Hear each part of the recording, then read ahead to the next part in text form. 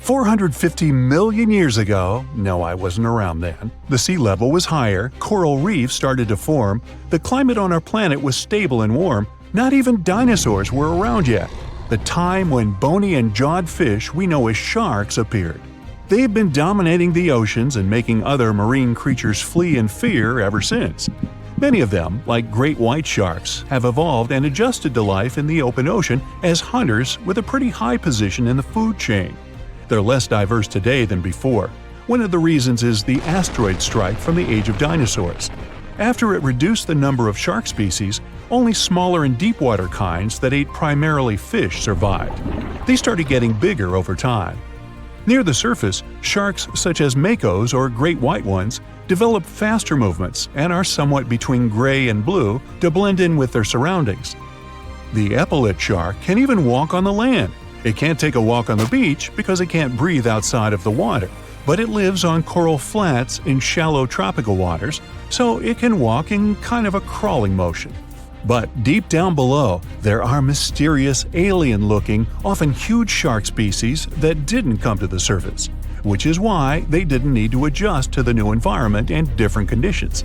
They haven't changed a lot through time, so they're some living fossils. These creatures mostly don't have 5 gill slits, the most common number, but 6 or 7.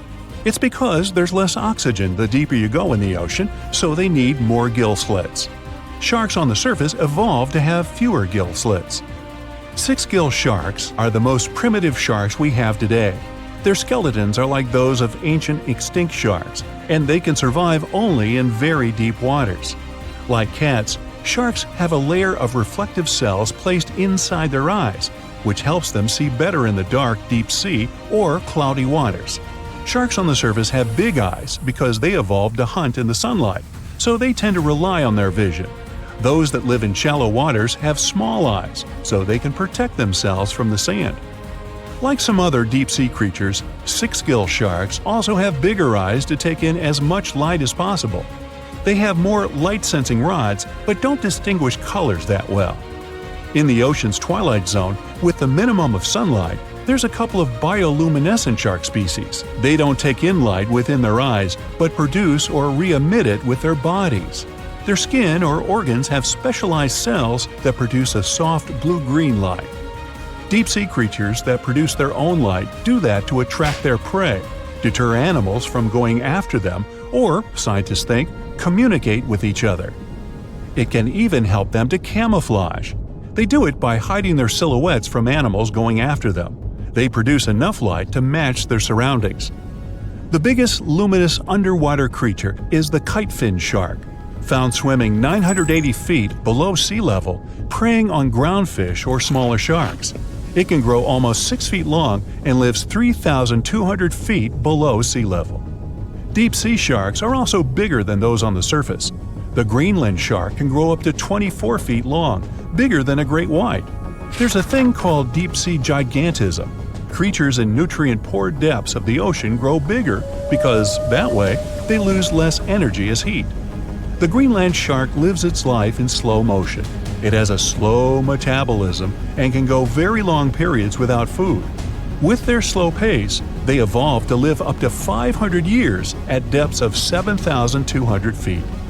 Sharks in shallow waters catch their prey relying on agility and speed, but for them, it's easier because there's plenty of food on the surface. Deep-sea sharks, with less food and slower life rhythm, had to develop a different style. They're more opportunistic, definitely not picky, and don't care if their future meal is alive or not. Frilled shark, another living fossil from the darkest depths, hasn't evolved much through time, and they're one of the last of their kind, with all of their relatives already gone extinct. It grows up to 7 feet long, primarily hunts on squid, and catches other sharks and fish. It looks like a dinosaur, a snake-like face, a long, smooth, thin body that moves in a serpentine way. It can propel itself with the power of its tail and curl like snakes. They don't swim in a straight line like other sharks. Cookie-cutter shark grows up to 20 inches. It got the name because of the way it feeds, biting off small pieces. It's a parasite creature, which means it feeds off bigger animals but leaves them alive. They have sharp teeth and sometimes even swallow those that fall off on purpose. Some researchers think it could be because they live in the depths that are nutrient poor. If they swallow the teeth, they could recycle calcium and other material from it. Prickly shark is a rare and unusual creature with many thorn-like denticles and 2 small dorsal fins. It lives mostly in the depths of the Pacific region up to 1,900 feet. Ghost sharks are not even real sharks, but fish closely related to them and rays. They have big pectoral and pelvic fins, 2 dorsal fins, pretty big eyes, and unlike their cousins, have a single external gill opening. Ghost sharks have slender tails and can grow up to 80 inches, silver to blackish color. They sometimes live in rivers and coastal waters, but also in the depths of the ocean of 8,200 feet or even deeper. They are pretty weak swimmers, so they tend to feed on invertebrates and small fish. Goblin sharks. Swimming through the deep sea, this creepy shark with a flabby body suddenly sees a small, innocent squid. It goes toward it, but the potential snack notices it and quickly starts moving to dart away. It seems like the plan could work at first, but then the shark suddenly thrusts the jaw of its mouth and catches the poor little squid in a second.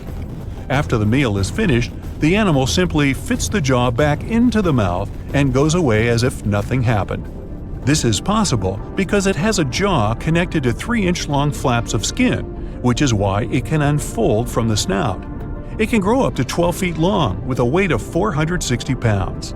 Scientists think goblin sharks are mostly active in the morning and evening. The shark has a long, prominent snout and specific sensing organs on it. It uses them to sense electrical fields in the dark oceanic depths. Seven-gill shark is a big cow shark, brown to silver-gray on top, white underneath, black and white spots, with a thick body, a small dorsal fin, and a wide, blunt snout. It can grow up to 10 feet long, mostly lives in the depth of 1,870 feet, but you can also find it in deep channels and bays. It can be aggressive toward humans if provoked, so don't. Like most deep-sea creatures, it's an opportunistic hunter that's not quite picky but likes to go after dolphins, seals, porpoises, and other marine animals. Megamouth sharks mostly live in the depths of 15,000 feet and spend most of their time in the dark, like me. Scientists discovered it in 1976 because it went near the surface at night to feed on zooplankton. That's the only time these sharks go there. During the day, they return to their quiet, dark, and mysterious depths. They are filter feeders, which means they keep their mouths wide open while swimming, so they filter the planktons they like to eat. There are organs that produce light inside of their mouths, which attracts potential prey, such as pelagic crustaceans. These sharks live in the deep parts of the ocean, but you can rarely find them below almost 2 miles. Scientists think some other, stronger bony fishes outcompeted them. Deep parts of oceans became oxygenated around 70 million years ago, and sharks have been around way longer. But bony fishes adjusted and adapted efficient ways to use oxygen, while sharks were slow with adaptations, so they lost.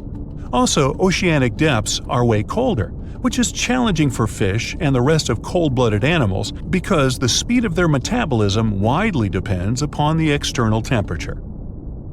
Some sharks have an eerie ability to spit out their stomach and then pull it back into place. Well, that would be handy. Most sharks eat huge amounts of food, but the problem is they can't digest everything they've gulped down.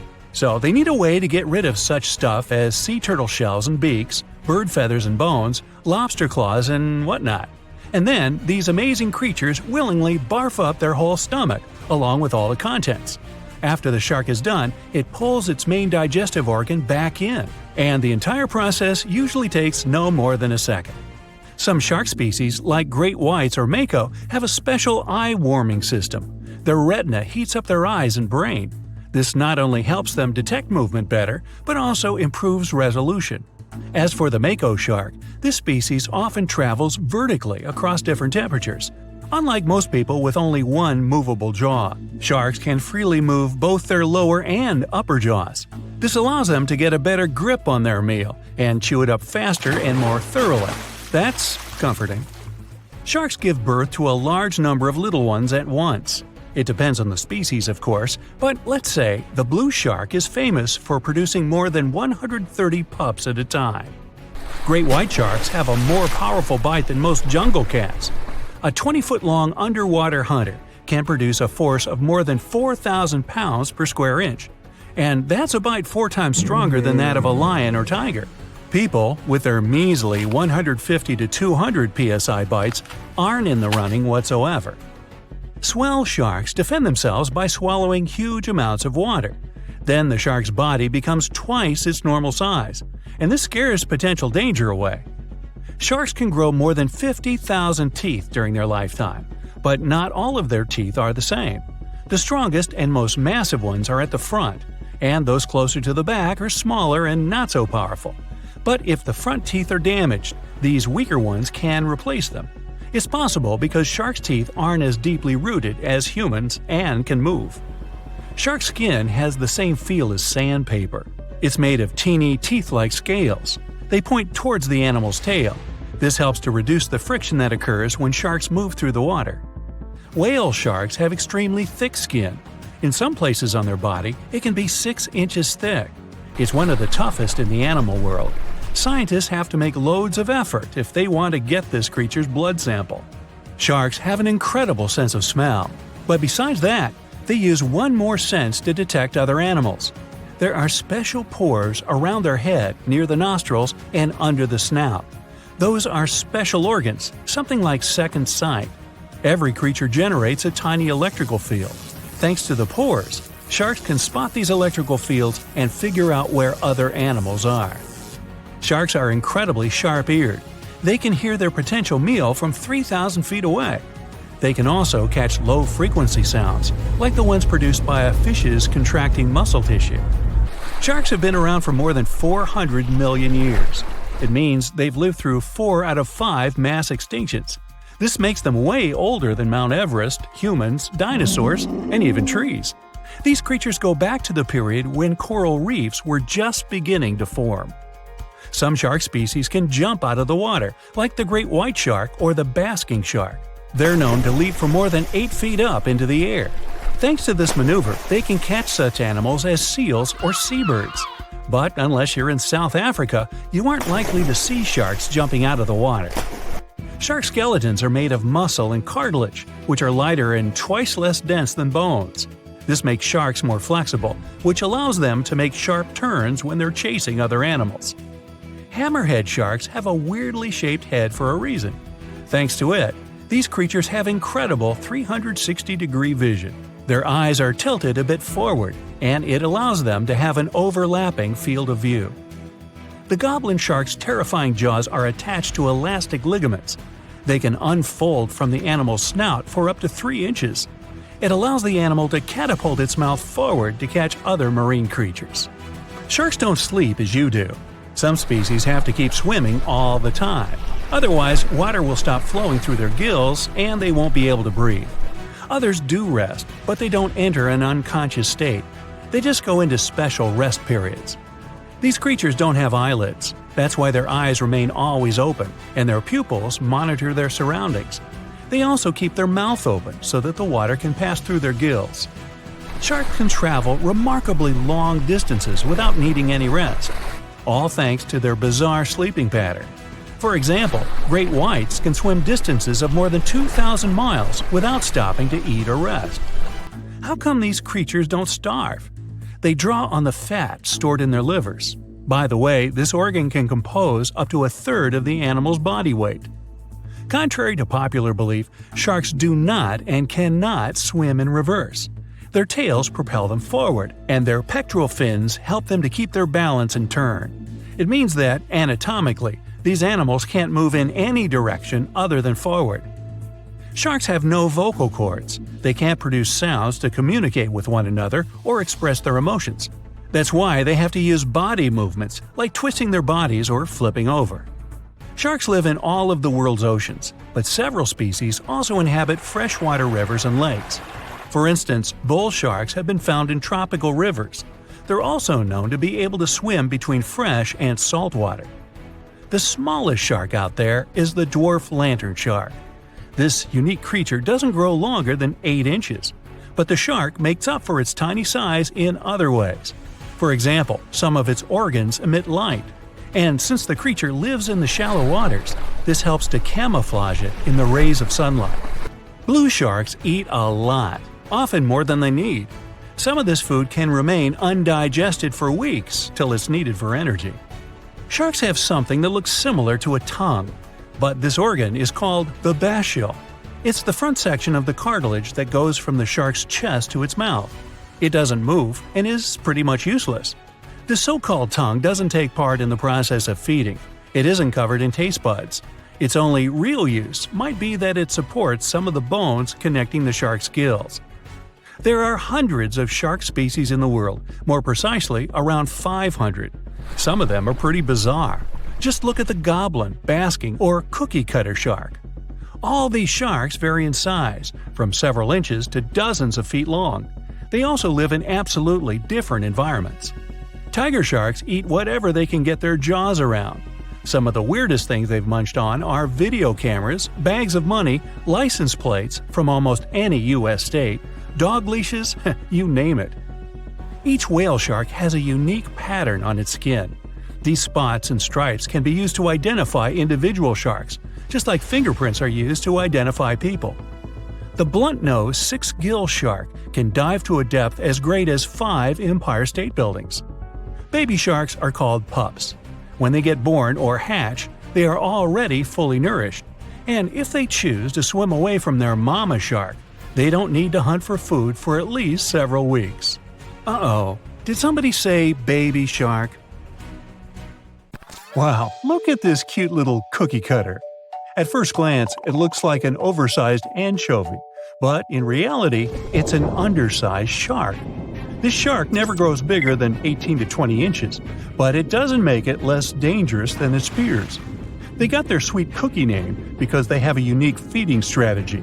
They bite off small chunks from much larger animals and get away with it. These little guys live deep down in the water column, making them quite mysterious and hard to study. We don't know exactly where they hang out, but they've been spotted all over the world, especially in tropical and temperate areas. The cookie-cutter shark is a total parasite. It feeds off larger animals while keeping them alive.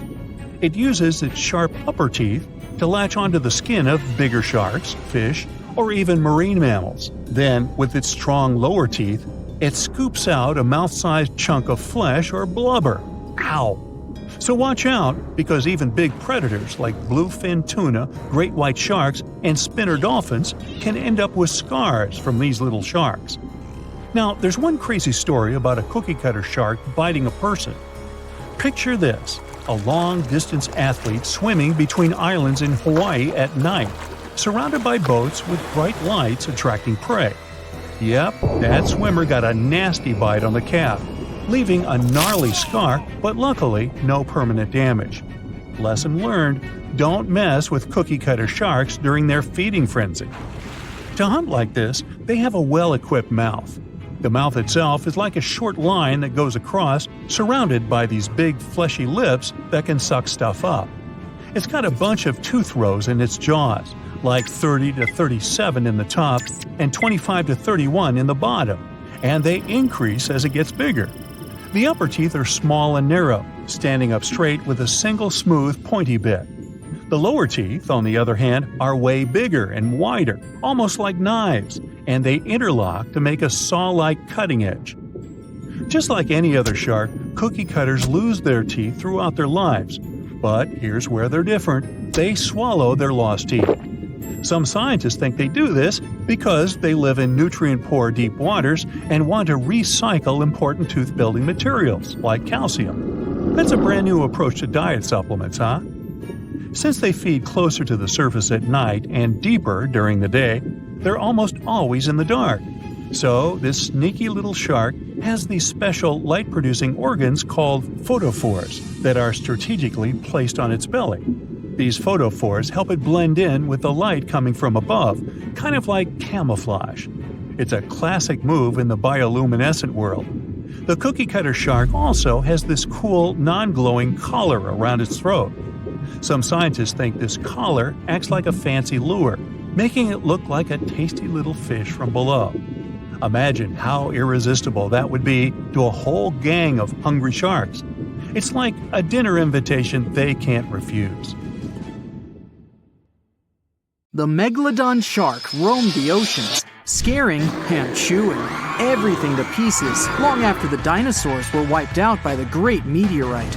We know that it was the largest and most dangerous hunter that ever lived, as well as the biggest shark.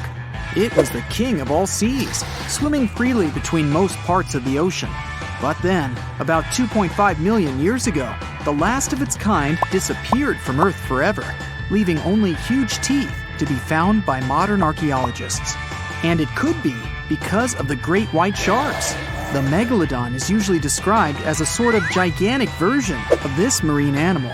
This is a common misconception people make because these creatures were thought to be related.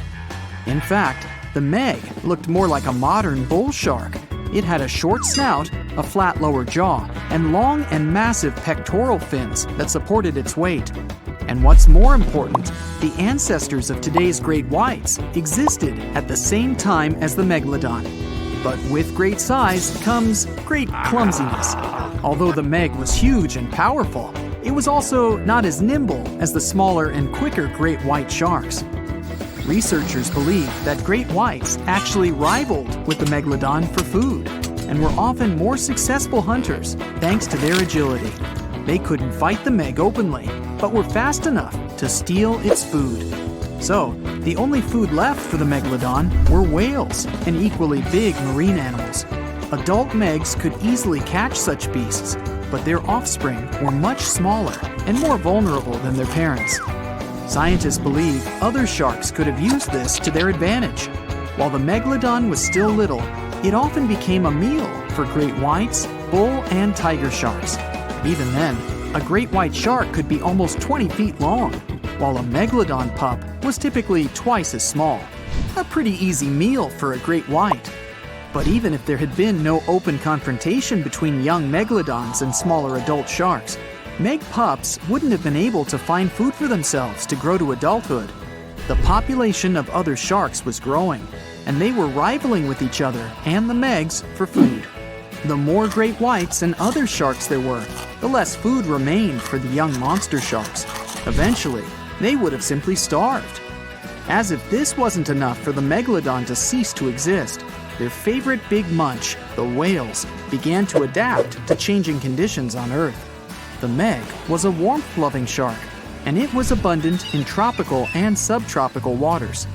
When they first evolved, about 20 million years ago, the climate on the planet was much milder. Both land and seas were generally warmer, and so the meg could swim and eat wherever it pleased. As years went by, the climate went on changing though. It became extremely cold closer to the poles, and lots of marine animals and fish had to adapt to this temperature shift. But the megalodon didn't cope as well. It still loved warm waters, so it stayed where it felt comfortable, even if that area was shrinking. What it didn't realize was that whales were among those who became okay with the cold. The big marine mammals went further north, and Meg was left without a supper. The hammerhead has an incredible 360-degree vision that's called binocular. This creature's eyes are tilted forward and their field of vision overlaps. The wobbegong means shaggy beard in an Australian Aboriginal language, and just one look at this underwater inhabitant can explain the name choice. The viper dogfish knows how to create its own light in the deep ocean pitch-dark waters. The animal has needle-like teeth and extendable jaws. This allows it to feed on prey half its size. Now, at first sight, all these creatures have nothing in common whatsoever, but in reality, all of them are sharks. There are more than 500 shark species in the world, and lots of them don't look as if they're related. The most fearsome predators in the ocean, sharks have been around for more than 400 million years. They have adapted to all kinds of tough conditions. Now, some of them can live in freshwater, rivers, and lakes. These creatures vary in size, from as small as a human hand to 40-foot-long whale sharks. Now, most people would probably feel more comfortable without sharks lurking in the ocean depths. but few of them know that the disappearance of sharks would turn into a disaster for our planet. Imagine waking up in the world without these apex predators.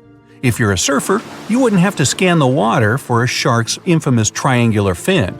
If you're a regular beachgoer, you wouldn't have to be on your toes all the time, ready to sprint toward the shore once you hear a lifeguard's whistle. Movie makers would be confused. They'd have to set off in search of a new villain. But the truth is, sharks aren't as bad as they're pictured. Not all of them are large torpedo-shaped creatures with sharp teeth. For example, the basking shark has small teeth, and it doesn't even use them for feeding. The horned shark's teeth are molar-like and help the animal to crush its hard-shelled prey. And how can a tiny 8-inch-long deep-water dogfish harm you? Unlike what lots of people think, humans aren't sharks' favorite meal. Usually we just get mistaken for similar-sized dolphins and seals. Most shark species prefer fish, squid, and clams. Hey, come to think of it, so do I. Calamari. Some are filter feeders. It means they get food by filtering seawater through their gills or mouth. Anyway, back to the world without sharks. Big shark species are at the top of the ocean food chain. They hunt smaller fish, for example tuna. Those in turn eat even smaller sea inhabitants, mostly bottom-feeding species that live off algae. If sharks disappeared, it would totally mess up the entire food chain.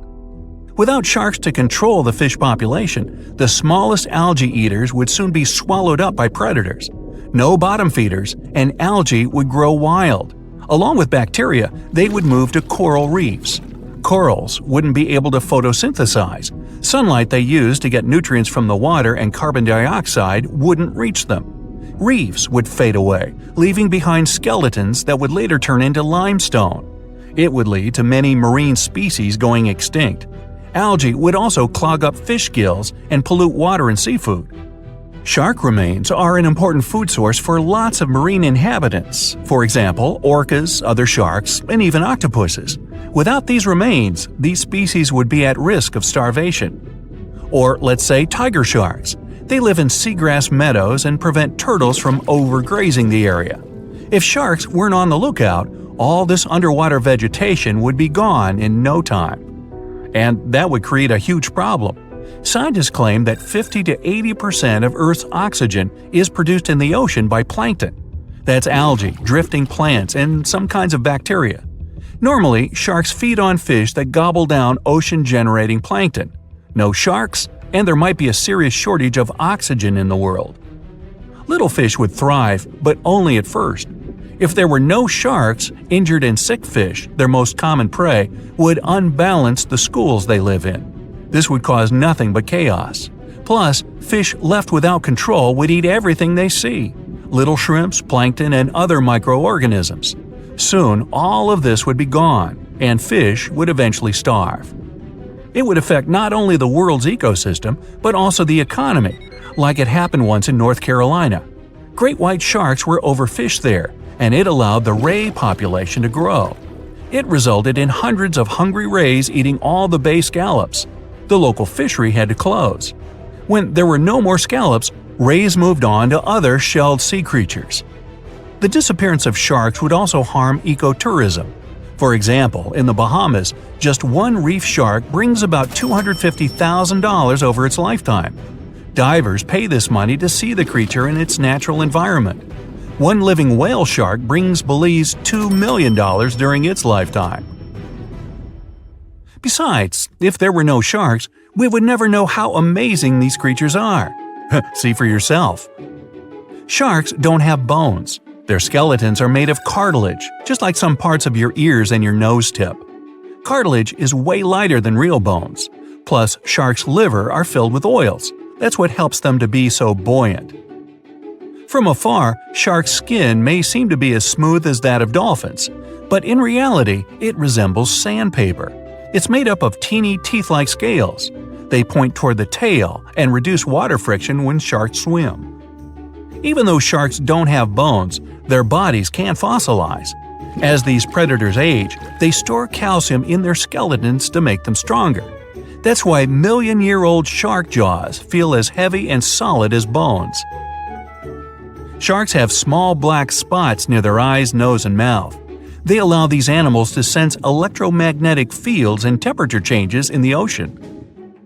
Most shark species have an amazing night vision. Even cooler, they can see colors. They have special reflective tissue at the back of their eyes, which helps them see perfectly with little light. Now, you might be able to tell a shark's age by counting the rings on its vertebrae. Each vertebra has pairs of semi-transparent and non-transparent bands. If a vertebra has 10 band pairs, the shark is 10 years old.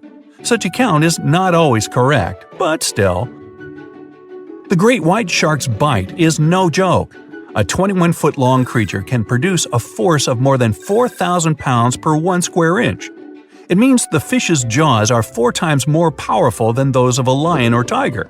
And you, with your bite force of 150 to 200 pounds per square inch, aren't even in the running. Sharks can heat their eyes thanks to a special retina. It helps them to have a better resolution of everything they see around and detect their prey. Some bottom-dwelling shark species, for example nurse or angel sharks, have a special opening behind their eyes. It supplies oxygen directly to their brain and eyes. Sharks use this organ when they're resting at the seafloor or eating. But most shark species have to swim all the time to pump water over their gills. Sharks live in all oceans on the planet, but several species feel great in freshwater. Bull sharks, for example, can be found in tropical rivers. They've adapted and can now live in both fresh and salt water. And river sharks, true to their name, swim in the rivers of New Guinea, Australia, and South Asia. The number of teeth may vary from species to species, but most sharks have more than 15 rows of them in each jaw. One line after another, they go from the largest and most functional up front to the smaller and less powerful in the back. A shark can have as many as 35,000 cavity-resistant teeth in a lifetime. Now, you, as a human, can shift only your lower jaw, but a shark can move both its upper and lower jaws. It allows the creature to have a better grip while hunting. Sharks not only smell things exceptionally well, their hearing is excellent too. They can spot their prey from 3,000 feet away because they hear low-frequency sounds. The predators will easily recognize the sounds made by a fish's contracting muscle tissue. Sharks are slow-growing species, and they don't breed often. It makes them extremely vulnerable. People had better protect these creatures rather than fear them. Oh, and finally, when you go to the casino poker tables, be wary of one more species, the card shark. If you're not careful, he'll take all your money. So, you're diving in the Atlantic Ocean, and suddenly you realize you haven't seen anyone else around for a while. You come up to the surface, and your boat's gone. No! In the distance, you can see an ocean buoy you can climb onto. You scramble to safety and look out at the open ocean around you. There's nothing but blue in every direction, except something large moving in the water grabs your attention. A dorsal fin breaks through the surface. It's all over! It's a great big shit. Wait a minute. It just rolled onto its side. Oh, it's not a shark at all. You just encountered the heaviest bonefish in the world, the sunfish. It can grow up to 14 feet long, and it lives deep down in the ocean. What you're seeing is the sunfish surfacing. Some people call it the mola mola. It mostly dines on jellyfish and can dive down anywhere from 600 to 2,600 feet. It's not sunbathing or anything, it's letting seabirds eat any little bugs that try to get away with a free ride. A delicious meal, I'm sure. Yeah. The sunfish is so large and heavy, it's extremely difficult for scientists to study it, especially when it swims down so deep. The mola mola, just like the jellyfish, is not even a fish. It's a plankton. It's kind of a laid-back creature that drifts with the current rather than swimming against it like normal fish. The sheep's head fish lives around the Gulf of Mexico and off the West Atlantic. It lives quite far down from the surface, and I hope it stays down there. Its teeth help snag its favorite food, shellfish. While it may look scary at first, The sheep's head fish is a regular at fish markets and some restaurants if you're game to try it. I know I wouldn't eat anything with teeth that looked like mine. The world's most misunderstood fish also happens to look like the saddest. The blobfish lives deep down off the coasts of Australia and New Zealand. It's considered one of the strangest creatures ever caught, and for good reason. This fish just isn't made for the surface. It looks like a melting pile of goo, with a frown. One thing we know about deep-sea fish is that we don't know anything about what really goes on down there. So, you make it to dry land and you hear a deep grumbling sound coming from the muddy sand nearby. Some strange eel-like animals are moving around. They might be cute, but picking one up might be a big mistake. They might mistake your finger for a nice mid-afternoon snack. The giant mud skipper lives throughout Southeast Asia and, surprisingly, can outrun a human if needed, for a little while at least. They love muddy water, so they mostly hang out near shorelines. What makes these fish unique is that they spend most of their time out of the water. Although they only grow to about 1 foot long, they can jump about 2 feet. The walking trees of the Amazon are one of the biggest secrets of the forest. You head over there. These trees aren't walking around with legs like you or me, but they're still able to move about 60 feet every year or two. What happens is that new roots search for sunlight while the old roots leave the soil, one root in front of the other. Their movements are incredibly slow. You won't be able to sit there and watch them strut their stuff. But if you've got nothing but time on your hands, you'll notice the trees shifting week by week, trying to find the best possible light. You're walking in the West African jungle, whistling away. You pick up a small stick to get rid of some spider webs in your path. It's all good until you realize that stick is tickling your hand and bending. Lucky for you, you just picked up a giant African millipede. They grow to about 1 foot long, so they kind of look like a small snake. That tickling you feel is their 250 legs wiggling around. These millipedes are part of the same family as crabs and spiders, but they only really eat plants and fallen leaves. You pop over to Nevada for a nice walk. Hey, why not? It's way too hot, so you decide to jump into that nice pool of water you just found. The only problem? This place is way off limits, and swimming definitely isn't allowed. Why? Because of what could be the rarest fish in the world, the pupfish. They only grow about 1 inch long, and they only live here. They're precious and protected fish, so read the signs and don't even think about going swimming anywhere near them. The pupfish's backyard pool has another claim to fame. It's an earthquake indicator. When there's an earthquake, say in Indonesia, Japan, or China, waves start popping up right there in Nevada. You wouldn't be wrong for wanting to get your eyes checked if you saw this little guy sniffing around.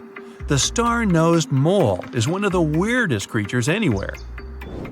Each one of the feelers on its nose help the almost blind mole find its food. Its nose is so sensitive, it can feel 5 times more than a human hand. That's not all. Star-nosed moles are also the world's fastest eaters. Wow, faster than me. They can even smell around for food underwater. Is there anything this mole can't do? Tardigrades, or as they're sometimes called, water bears, are one of the most interesting creatures on the planet, and also the craziest. These microscopic animals are the toughest creatures on Earth. How tough, you ask? Well, you can find them in the deepest parts of the ocean, high up on mountaintops, in volcanoes, rainforests, and even Antarctica. They're also the first animals to survive exposure to outer space. They can sleep for thousands of years without any food or water, and then get up and walk it off like it was nothing. The water bear could rule the planet, if only it was a little bigger. The blue glaucus looks something like out of a sci-fi movie.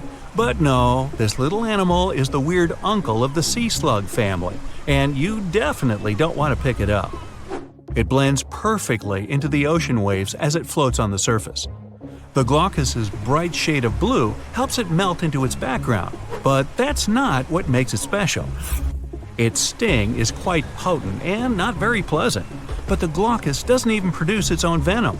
It just steals it off of other venomous water creatures. Not bad for something that's only an inch long. How about a delicious coconut? You need to regroup after seeing so many weird animals. Luckily, a coconut just fell from that tree, although something else fell as well. It seems like this coconut's already got an owner. Coconut crabs find coconuts on the floor and rip off that hairy brown stuff that's all over them. Then they grab the coconut with a claw and climb up a tree. From there, they chuck it down to the ground to open it up. So the crab's up there and its lunch is down on the ground. No problem. Coconut crabs love to jump from trees and can land unharmed from a 15-foot fall. This is one crab you wouldn't want to try to catch with your hands. The coconut crab's claw is the strongest of all crustaceans. If it can bust through a coconut, yeah. By now, you've seen your share of crazy, but no one is prepared for the hagfish. This fish looks like an eel, but with one extra superpower: slime. Less than a teaspoon of slime, when combined with water, can multiply up to 10,000 times. Once the hagfish oozes out its slime, nothing can get close. And what if some of the slime gets in its own nose? It learned to sneeze it out. They're also boneless and made entirely out of cartilage. Last one for today, introducing the purple frog. Not a very exciting name, I know. The purple frog is a strange-looking frog species. It looks like it just ate way too much, and it's got a nose like no other. What makes this creature even stranger is that it lives underground, and I don't mean just for a short while. The purple frog only comes out of its hole for 2 weeks a year. It mainly eats termites it finds underground, so why would it bother coming up to the surface at all? Think you know what lurks in the depths of the ocean? While nearly 95% of our oceans haven't been explored yet, it's hard not to let your imagination run wild. But thanks to brave explorers, deep-sea cameras, and awesome archaeologists, we do know about some pretty incredible sea creatures living in our waters today, and millions of years ago. From the 9-foot spider crab to the 60-foot prehistoric megalodon, these sea dwellers come in all shapes and sizes. But let's focus on sea creatures famous for their huge size. Can you guess which living species of whale is the largest? Well, it's not the orca, but that's a good guess. The orca is a toothed whale that can grow to anywhere from 23 feet to 32 feet, which is slightly smaller than a school bus. How about the narwhal? Nope, they're not the biggest either. These unicorns of the sea live mainly in Arctic waters and only grow 13 feet to 20 feet in length, and that's including their 9-foot tusk. Tired of guessing? Okay, I give in. The largest whale that still exists today is the blue whale. At a jaw-dropping 82 feet to 105 feet, the blue whale is not only the biggest whale we know of, but is currently the largest animal to have ever lived on Earth. Seriously. These animals are bigger than a T-Rex, and even the prehistoric megalodon. If you were to put a blue whale next to a school bus, it would look like it could swallow it. Think about that. According to National Geographic, a blue whale's tongue can weigh the same as an elephant. And their hearts can weigh as much as a car. That doesn't even sound possible. It's no wonder these giants need to eat about 4 tons of krill every day. While there aren't too many animals living today that can compete with the blue whale's epic proportions, there is an entirely different species that is a good contender, and it's not quite what you would expect. It's a jellyfish. No, I'm not talking about the little jellyfish that wash up on the shore and ruin a perfectly good day at the beach. I'm referring to the lion's mane jellyfish, the biggest jellyfish around. This invertebrate can grow up to 120 feet long. They also come in different gorgeous colors like red, purple, or even shades of orange. As if their length wasn't impressive, the lion's mane jellyfish boast a whopping 8 sets of 70 to 150 tentacles. That means they can have up to 1,200 in total. And here's the giant oceanic manta ray. the largest type of ray in the world. Their wingspan can be longer than a bus. These guys can reach 30 feet in length. They also have the biggest brain compared to body size among all fish. Unlike their stingray cousins, mantas don't have venomous tails. And while the lion's mane jellyfish and the blue whale are yet to be beaten for the longest sea creature, there is one marine creature that can grow even larger in length. The Portuguese Physalia physalis, tentacles and all, can reach a length of 165 feet long, and that's according to mentalfloss.com. While this thing may look a lot like a jellyfish, it's actually known as a siphonophore, and there are hundreds and sometimes thousands of them that are genetically identical. Their long tentacles help the organism catch prey, and its sting is fatal to most animals, even humans in some cases. What's even creepier is that if one of the tentacles comes off the organism for whatever reason, it can float around the water for days before decomposing. Even if it's detached, this tentacle can still sting you. But don't go running out of the ocean just yet. Your chances of being hurt by a Portuguese Physalia physalis sting are pretty slim. However, if you do get stung, the side effects aren't pretty, with welts, stomach cramps, an elevated heart rate, and an upset stomach. While you don't want to go anywhere near these long creatures, they sure are pretty to look at. Check out all those colors. The Shastasaurus is the biggest marine reptile that has ever existed. These predators lived during the late Triassic period, about 210 million years ago. These amazing giants could reach lengths of up to 69 feet and weighed more than 75 tons. This made the Shastasaurus as heavy as a blue whale. And if you could stand this creature up vertically, it'd be as tall as a 7-story building. Despite appearances, the Shastasaurus was actually pretty slim for its size. Its ribcage was only 6 feet across. You'd think that this big guy was chowing down on other dinosaurs, but that's not the case at all. This reptile survived on a diet that consisted of small fish and cephalopods, like octopuses and squids.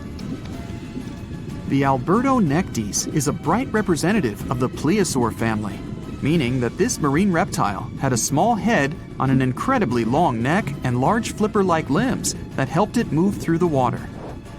These creatures occupied the seas around North America 76 to 70 million years ago. The length of this sea monster could reach 38 feet, with its neck taking up 23 feet of that length. Its neck was a true record breaker. It had a whopping 76 bones in it. No other animal known to humankind has had so many vertebrae in its neck. Scientists aren't sure why they needed such a lengthy neck. They might have used it to collect shellfish off the seabed, or perhaps it helped them capture their main prey, fish and squids. This aquatic reptile also had gastroliths in its stomachs. Some of them were as big as 5.5 inches in diameter. The Tylosaurus belonged to the mosasaur family. It dominated the shallow seas of North America about 85 to 80 million years ago. This was an enormous predator, with the biggest representatives reaching 45 feet in length. It had a narrow hydrodynamic body with a blunt, powerful head that the animal used to ram and stun its prey. Its body was equipped with agile flippers and a long tail decorated with a maneuverable fin. The Tylosaurus was a carnivore, and its diet included not only fish, turtles, and small sharks, but also other mosasaurs, plesiosaurs, and flightless birds. Meet Ophthalmosaurus. This prehistoric reptile thrived during the late Jurassic period and lived in oceans all over the world. Ophthalmosaurus weighed somewhere around 6,000 pounds and grew to approximately 16 feet long, according to newdinosaurs.com.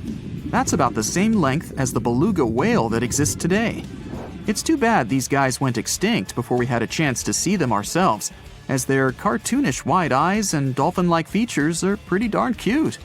Of course, the Ophthalmosaurus evolved over time to become ophthalmologists, or eye doctors that we know today. No, that's just a lie. Just testing you. The Mosasaurus is a truly gigantic predator that dominated the seas all over the world, about 66 million years ago. According to fossil evidence, some specimens could be more than 50 feet in length. This fact makes the Mosasaurus the biggest marine carnivore of its time. One of the most terrifying things about this creature was its crocodile-like head, decorated with literally hundreds of razor-sharp teeth, neatly organized in 2 rows on both jaws. The thing is that it was pretty challenging for the Mosasaurus to grab its prey in the water. That's why it had all these teeth, plus something special: pterygoid teeth anchored to the bones on the roof of its mouth. This made hunting and holding onto its prey much easier. The Styxosaurus belonged to the plesiosaur family and lived during the late Cretaceous period, around 85 to 70 million years ago. Upon first glance at this dinosaur, you might mistake it for a sea snake, and it'd be an honest mistake. Styxosauruses were about 35 feet in length, but over 16 feet of that consisted just of their long snake-like neck. They had a comparatively small body and weighed approximately 4 tons. Their mouths were full of razor-sharp cone-shaped teeth that they used to catch fish. They didn't need to chew their prey, thanks to the 200 small stones called gastroliths in their bellies that probably aided in digestion. At the same time, some scientists believe that the Styxosaurus used these stones to sink to the ocean bottom in search of particular types of fish. Looks kinda like Nessie to me. The sea, this unrelenting water beast, has been defying all attempts to tame it for centuries.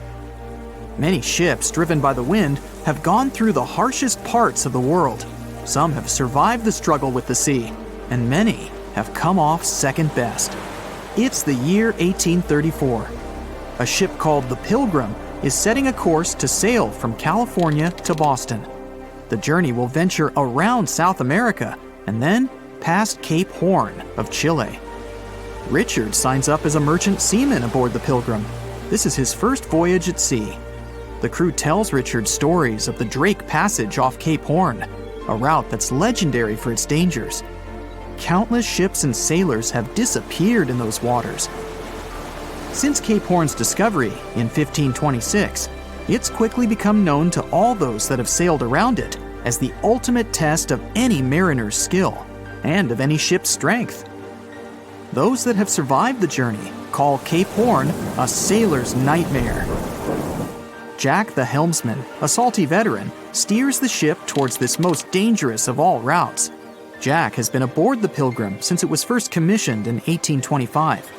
He's passed by the Horn many times, each time learning a different lesson from the tests provided by the sea. The Pilgrim has been refitted since its past voyage a year ago. Richard values Jack's experience, given that it's his first journey at sea. Jack assures Richard of his confidence in the Pilgrim, even though it's just a small wooden brig with 2 masts.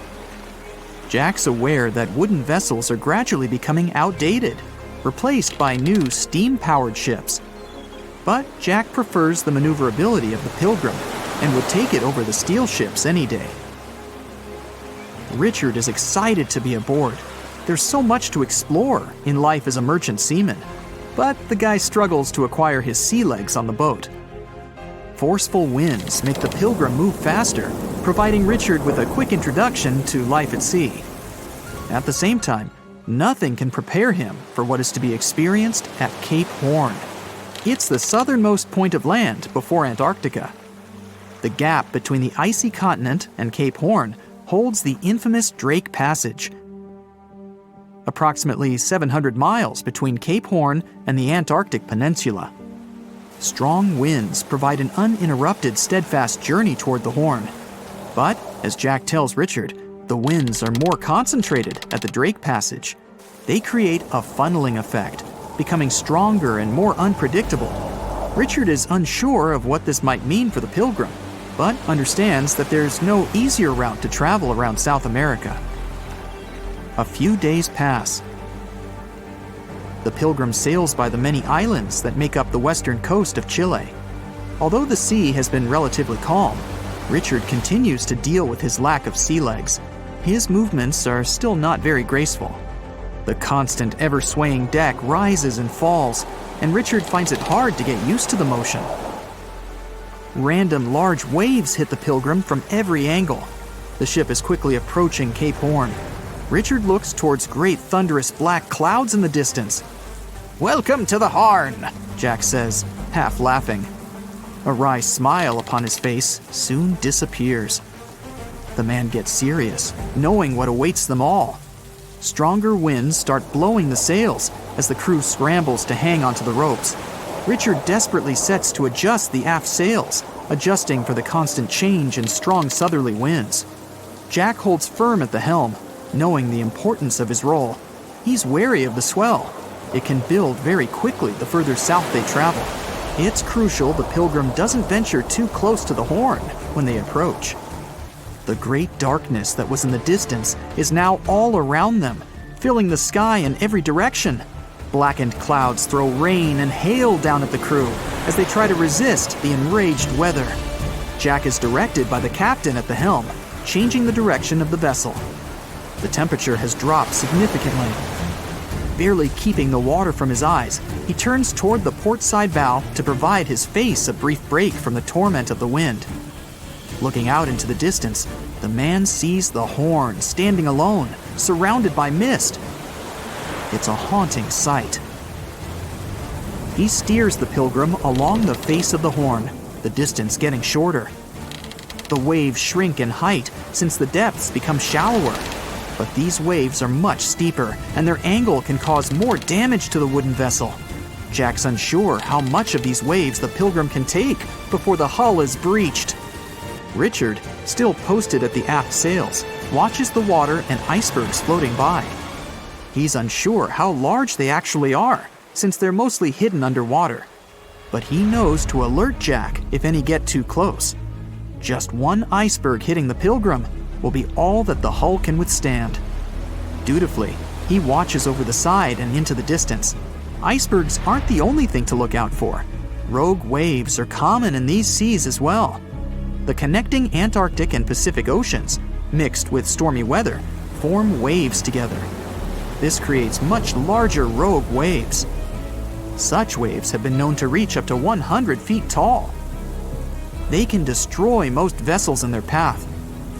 It'll surely be the end of the Pilgrim if it comes across a rogue wave.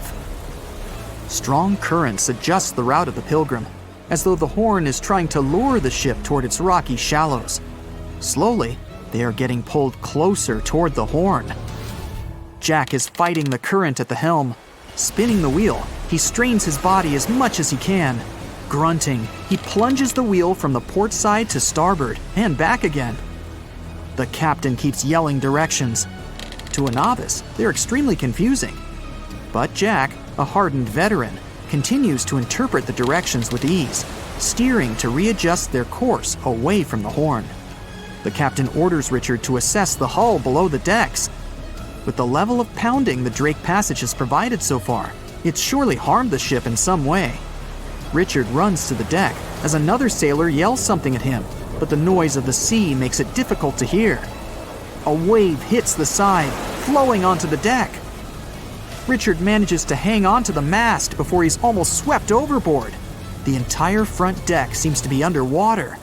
Hanging on as the water rolls off the sides of the ship and waiting for it to clear, Richard watches the Horn slowly go past. Still, it beckons toward the Pilgrim, as though asking for its dues from the crew. The currents are still pulling the ship, while the storm is raging on, with no end of the struggle in sight. The storm is growing ever larger and fiercer. Richard gathers himself to head below and assess the damage. After a slow descent to the lower decks, Richard can finally look over the hull from the ship's quarters. There's no damage from what he can gather. But he's shocked by the depth of the water inside. It's now at waist depth. Cups, amongst other things, float in the water. Even inside the ship, the guy can't escape the waves.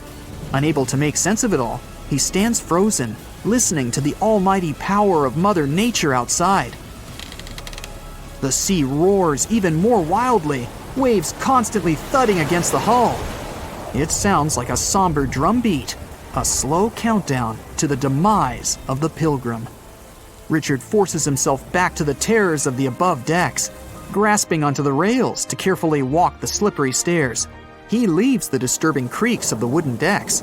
They're soon replaced with the strained sounds of the ropes, the yells of other sailors, and the deafening roar of the sea crashing all around him. Jack is at the helm, focused on his role, still fighting the wind and the waves, even with the addition of ice and frost. It seems that the world around him has set its heart to distract the man from his duty, but Jack pushes on determinedly. For 9 days, the Pilgrim fights the constant changes in stormy weather, facing all kinds of obstacles, but the ship manages to make it through. As they leave the storm behind, the crew sets their course north for their final destination.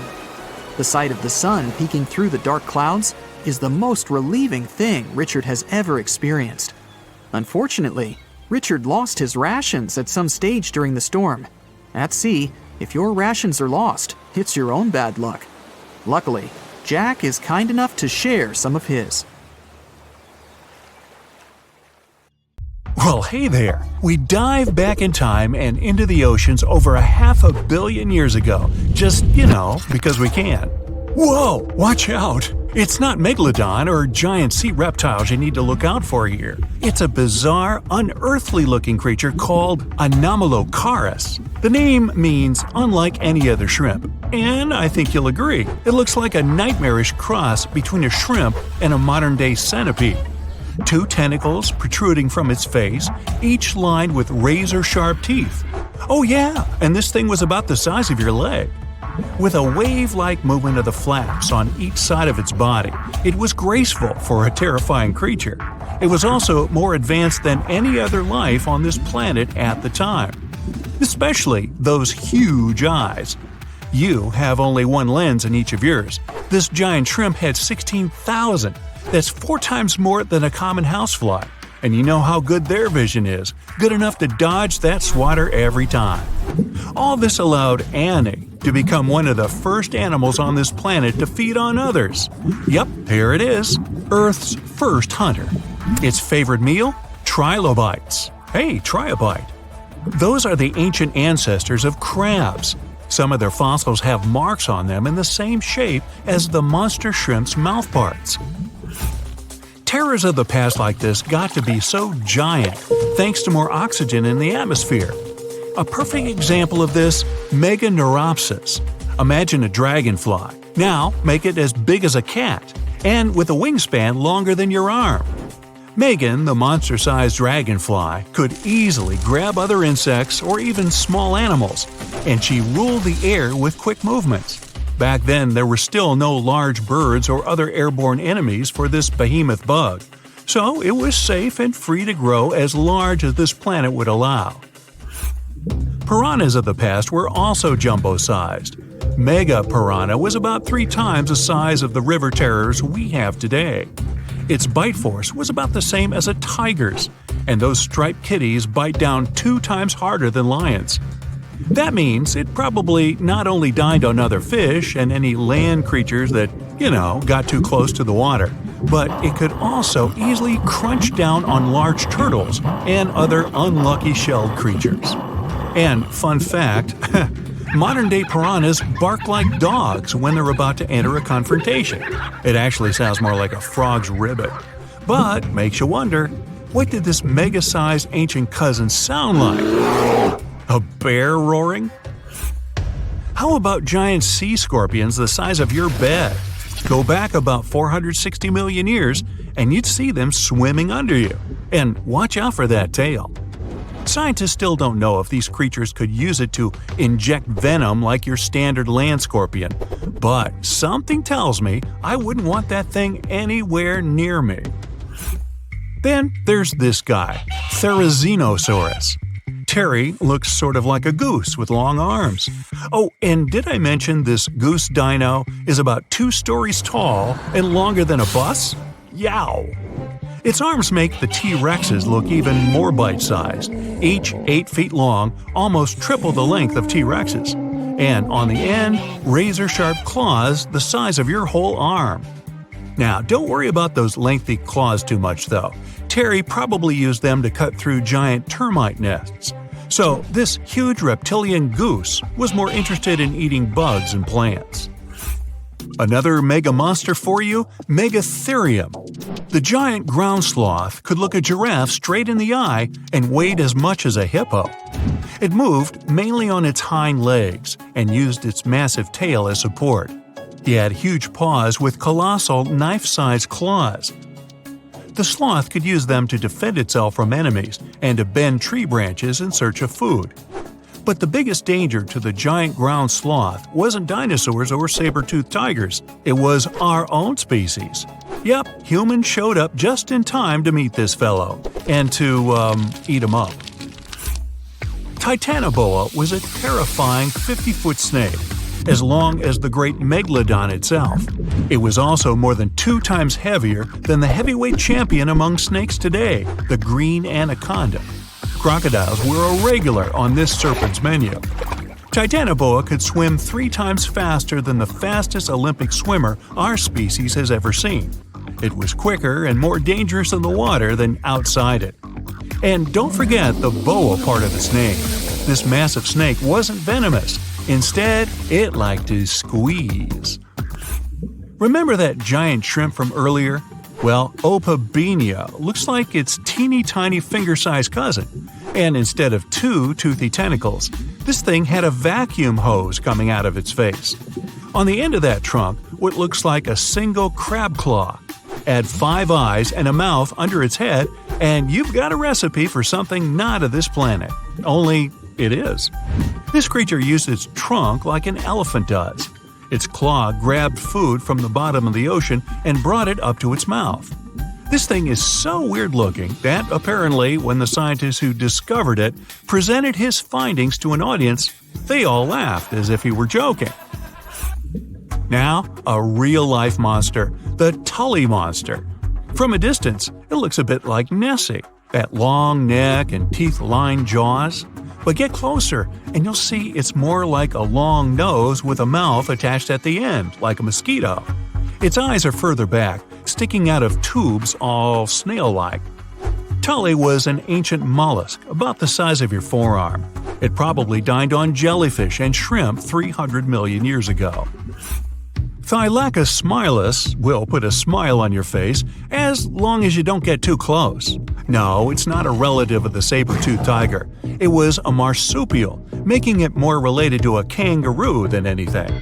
And if you compare them to body size, its fangs were actually longer than a saber-toothed tiger's. And they grew continuously. As for that beard on its chin, that's actually all chin. The lower jawbone grew down to a point under the mouth. Those fangs were rooted to the skull, going way back to its eyes. When the mouth was closed, that bony beard protected the long, sharp teeth from breakage.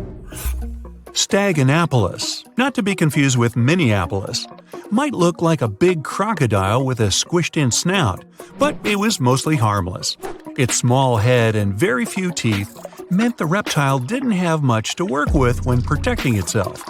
That's what all those armored scales were for, and no need for huge fangs or long rows of razor-sharp teeth when you're a plant eater.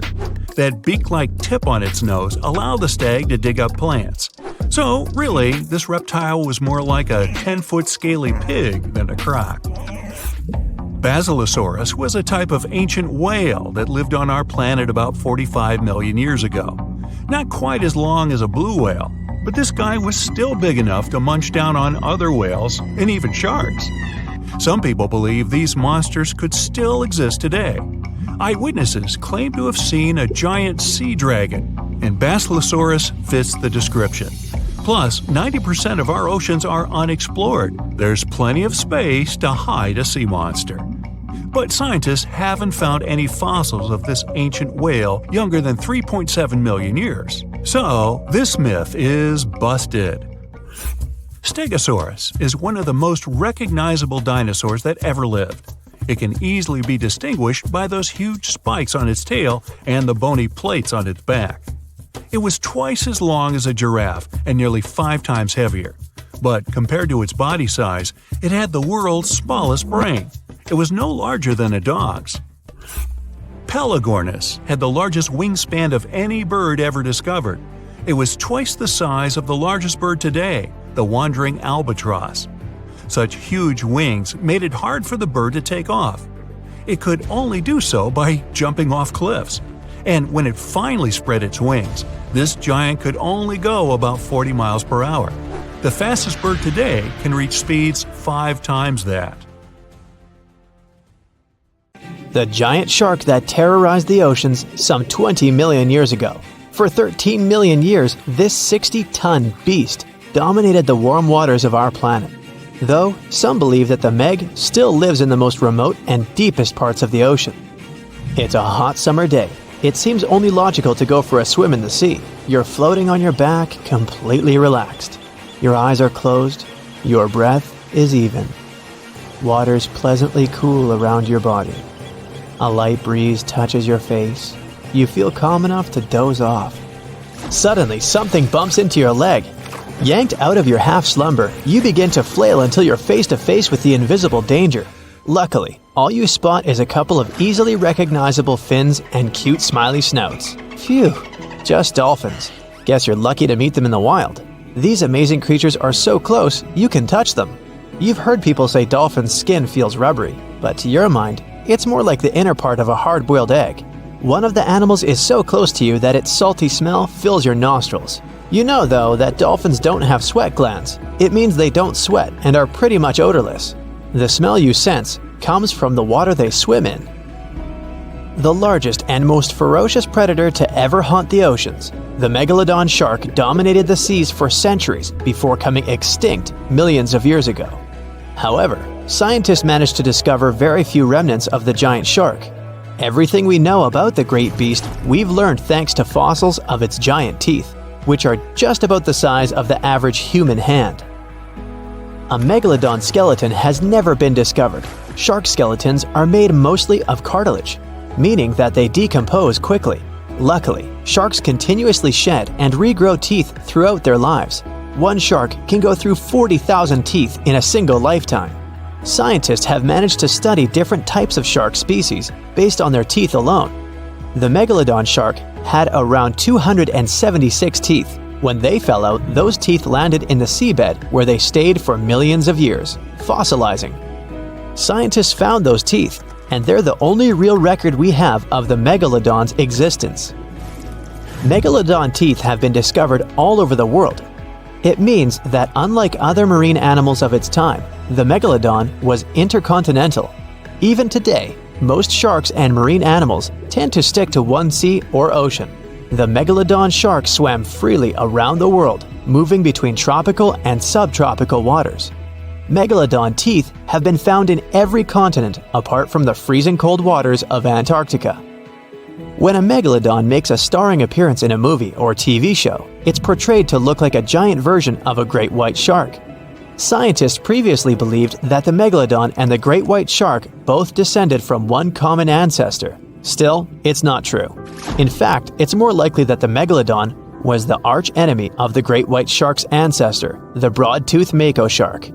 That means Megalodon wouldn't have looked so similar to the great white after all. In reality, the Megalodon would have a shorter nose than the great white, along with longer pectoral fins to give the giant shark a stockier and more threatening build. They both had an excellent sense of smell though, so even in prehistoric times, it wasn't a good idea to go swimming with a chunk of raw meat in hand. And it certainly isn't safe now. Whether the Meg's hiding somewhere in the depths, which some still believe is true, or it's gone forever, younger cousins will still be there waiting. Also, both of them like to go after big marine mammals, so they would certainly have things to do together. That is, until the Meg got moody and accidentally ate its friend. You never know. These guys had a different hunting style. Great whites prefer to dive straight towards their prey and find its softest spot, like exposed legs or underbelly. Sometimes, an entire tooth would be found embedded in a bone of some bigger animal, such as a whale. Without the main parts they use for swimming, poor sea animals were then helpless and unable to escape. Yet whales were just a smaller part of Megalodon's diet. Seals, sea cows, squids, dolphins, other sharks. The good old Meg probably wouldn't say no to some random school of smaller fish swimming into its mouth either. Nothing better than a good snack after a big tasty dinner. Even those giant turtles weren't safe with their thick shells. The Meg probably took them as a dare challenge on a daily basis.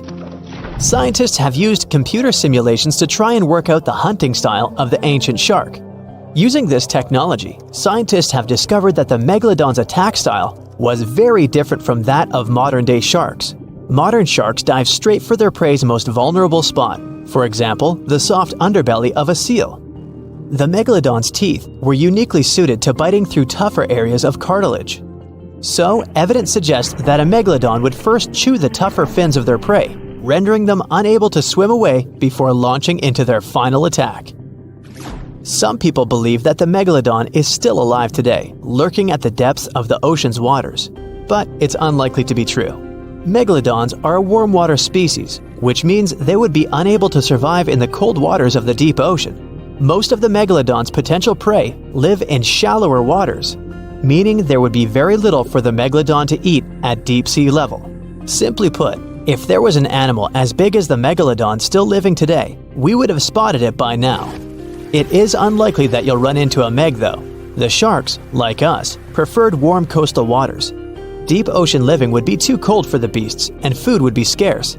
Their entire bodies would also have to evolve to avoid being squished by the enormous water pressure down there. It's unlikely they're still around, but not impossible. Some good news if you do run into one is that the shark is pretty unlikely to eat you. You are way too small a meal for the megalodon, even if you have a couple of friends with you. This guy eats whales that are over 50 feet long. If you're having a beach party though, it's a different story. In a beach full of swimmers, the shark very well might creep up, scooping several humans into its giant mouth without even chewing. The fearsome name megalodon comes from two Greek words, megas, meaning big, and odont, meaning tooth. Combined, they mean big tooth, and it certainly lives up to its name. Just one of its chompers is the same size as a human head. It had 276 humongous teeth in total, across 5 terrifying rows. In all of history, only a couple of saber-toothed cats and the T-Rex had consistently bigger teeth. Now that's a showdown I'd like to watch. The megalodon vanished millions of years ago, leaving only huge teeth to be found by modern archaeologists. They literally disappeared with very few traces left. Scientists believe that over time, deep sea levels dropped and the ocean's temperature went down rapidly. Over a third of all marine life was wiped out as the oceans cooled and the number of animals at the bottom of the food chain plummeted. This had a catastrophic effect on the hungry predators at the top. Sorry guys. It became way too cold for these sun-loving sharks too, which made it difficult for them to reproduce since they gave birth in warm waters. The megalodon is usually described as a sort of great white shark, but this is just a common myth. In fact, the ancestors of today's great white existed at the same time as the meg, but they weren't best buddies and were even in competition with each other. The great white shark was a better hunter using its smaller size and agility to snap up the meg's prey quickly.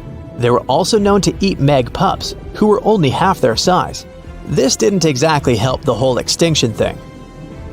While a great white was no match for an adult meg in a head-to-head fight, they sure weren't scared of stealing their food. This only left the bigger fish and whales for the meg, but its food supplies began to run out as whales swam to the cooler new seas. The whales adapted to prefer the colder temperatures, leaving our friend the meg behind. The megalodons either starved or were frozen into extinction by the Ice Age. Rather than a great white, the megalodon is more like a modern bull shark. It had a short snout, a flat lower jaw, and huge pectoral fins to support its massive weight and size. As scary as they are, these sharks were actually caring family guys. Several megalodon nursery areas have been discovered in Florida, Maryland, and Panama. They gave birth to their young in shallow water environments. We know this from discovering loads of tiny megalodon teeth found in these areas. I wonder if they had nannies too. So imagine stumbling upon a creature so huge it could dwarf even the largest known marine animals today. Scientists discovered the fossils of this beast on England's coast and believe it once ruled the waves. The new species was named Ichthyotitan severnensis, but thankfully for me, scientists nicknamed it the Little Stock Monster. Its estimated lengths range from 72 to 85 feet long, almost as big as a blue whale. Megalodon can't even compare to this. It was only about 60 feet long.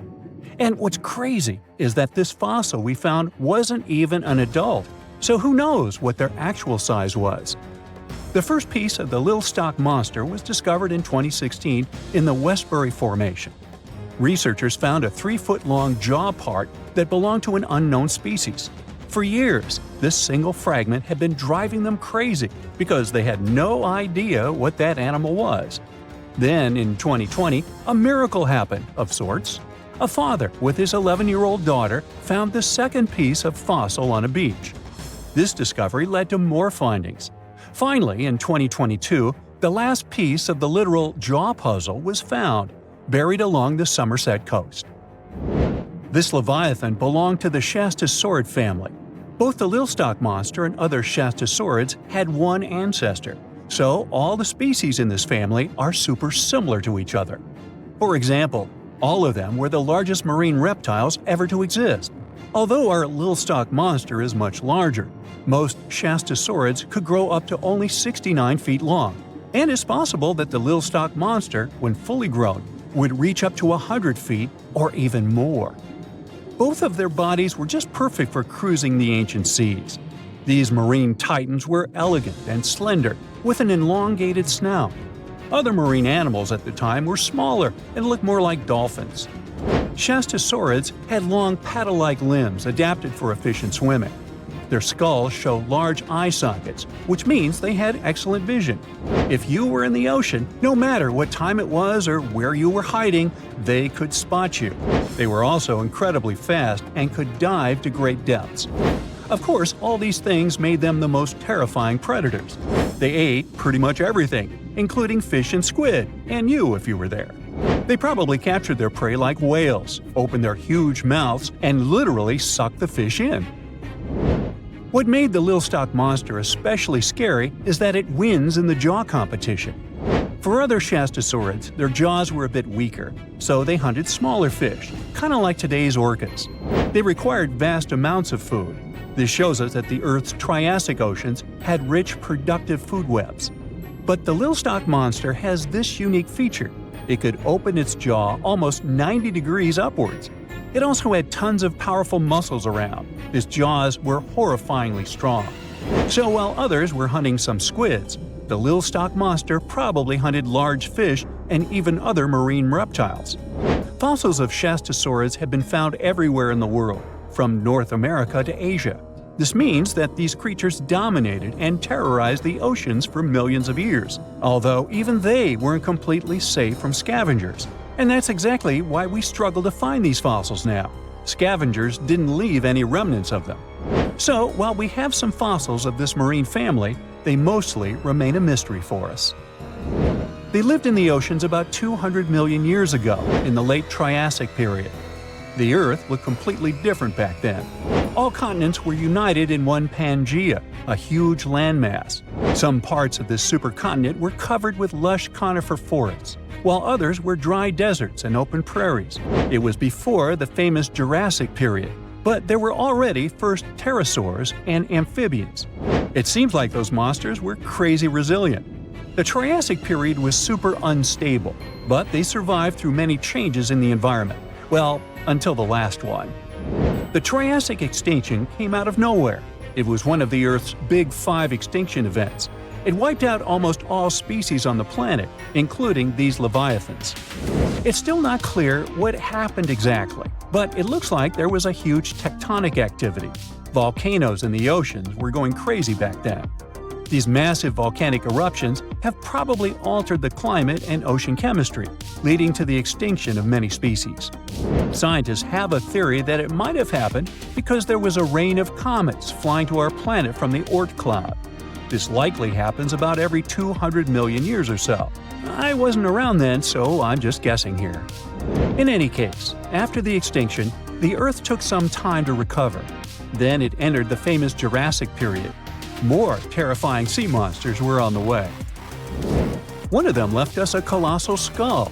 This fossil is 150 million years old, and it also belonged to a sea beast from Jurassic times. They called it the Sea Rex. The name is very fitting. This monster could have broken a car in half with one bite. It was also discovered accidentally. A fossil enthusiast was walking along the Jurassic coast. This place is famous for having tons of ancient fossils, all because of the erosion in stormy weather. Typically, people find small spiral fossils here. However, this time, he discovered a giant sea monster fossil. Excited, he contacted scientists.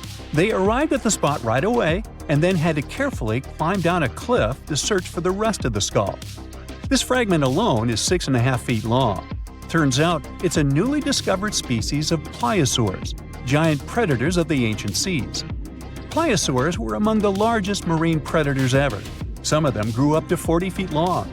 They used their huge teeth to snatch and devour prey, including other reptiles. Well, at least those creatures are far gone. But what about the horrors that still live in our oceans?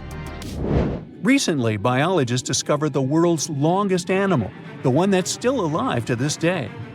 They found it off Australia's coast, on the Gascoyne coast, a very mysterious and unexplored place.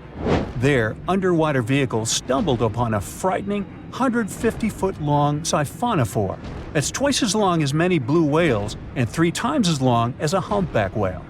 Doesn't it kind of look like one of those toy string worms? But this creature isn't friendly at all. It's a string-like deep-sea predator. What's even more scary is that this isn't actually one creature. It's a colony of small clones working together as one. Basically, collective consciousness. Ooh, Borg. Together, they stretch out like a single long string in the water. This creature might be the longest siphonophore ever found, and it was discovered at a depth of around 2,000 feet. Siphonophores, similar to jellyfish, capture their prey by dangling stinging tentacles in the water. When their tentacles touch small crustaceans and fish, they get paralyzed, and then they're reeled up to the colony's body. Expeditions to Western Australia's underwater canyons were definitely worth it. Together with that siphonophore, scientists have discovered up to 30 potential new marine species. Among them were a new octopus or squid, a long-tailed sea cucumber, glass sponges, and giant hyroids, colonies of animals resembling upside-down jellyfish. None of them have been seen before in Australia. But most of them weren't as scary as the one that was recently discovered in the Gulf of Mexico. This creature is straight out of a sci-fi thriller, a 26-foot-long manga pinna squid or bigfin squid. It was discovered near an offshore oil rig at a depth of more than 7,800 feet. It has incredibly long elastic tentacles, which can be 15 to 20 times longer than its body. It holds them at right angles to its body, making it look even creepier, almost as if it has elbows. And yes, it's another deep-sea predator. These 10 tentacles probably help the squid trap their prey and drag it onto the seafloor. We barely know anything about this extraterrestrial-looking creature because they're very hard to find and study. And if you think their tentacles are awful, just check out these creatures with 20 arms. This thing looks like a facehugger. This new species is lurking in the frozen depths of Antarctica. Experts were searching for cryptic sea animals known as Promachocrinus, or Antarctic feather stars. They're kind of similar to starfish and sea cucumbers, but have an otherworldly appearance and can live up to 6,500 feet below the surface. It's called the Antarctic strawberry feather star. Despite its pretty name, its appearance is anything but cute. It has a bizarre strawberry-like body from which 20 spindly arms branch off. Its coloring ranges from purple to dark reddish, and the arms all have different lengths and thickness. Who knows how many more of such scary creatures we'll discover in the future?